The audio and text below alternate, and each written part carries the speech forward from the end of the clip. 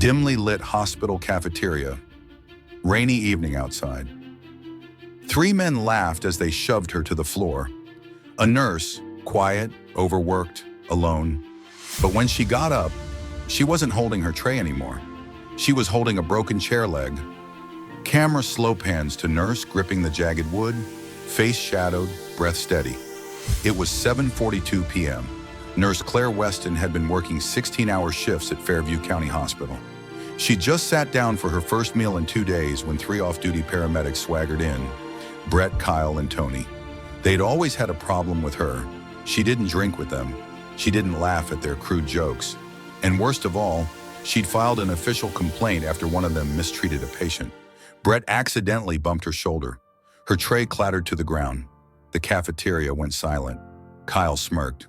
"Oops, slippery hands, Nurse Weston." Claire stayed calm.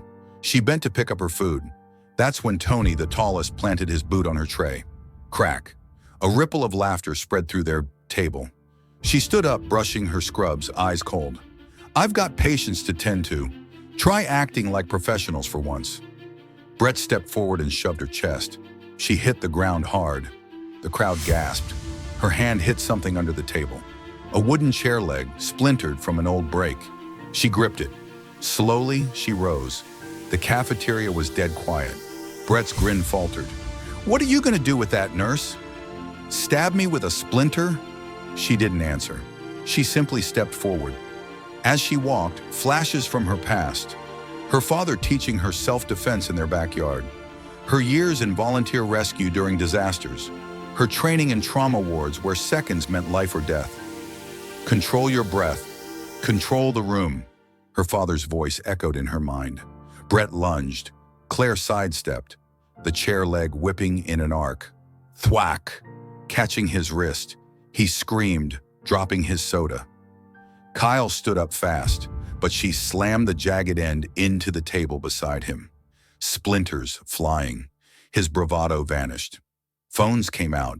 A young intern whispered, "Isn't she the one who pulled the kid out of that burning wreck last month?" Another nurse nodded. "Yeah, that's her." The bullies weren't laughing anymore. Tony tried to grab her from behind.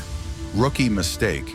She pivoted, swept his leg, and had him face down in a heartbeat, chair leg pressing against the back of his neck.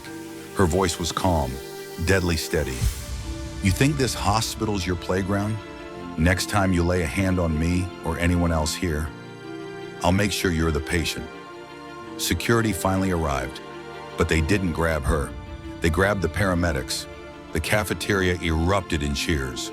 Claire set the chair leg down gently on the table, picked up her food tray from the floor, and walked out without another word. Next morning, a hospital-wide email went out. Effective immediately, paramedics Brett R., Kyle S., and Tony P. are suspended pending investigation for workplace misconduct.